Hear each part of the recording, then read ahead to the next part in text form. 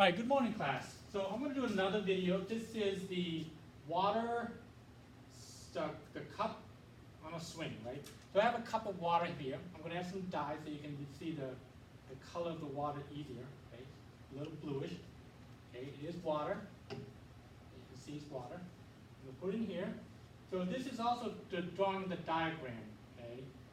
Scientific modeling. First you have to observe, and then you have to write down what you observe. So this is the water, all right? It's in there. So you're just going to observe, all right? Now, all right?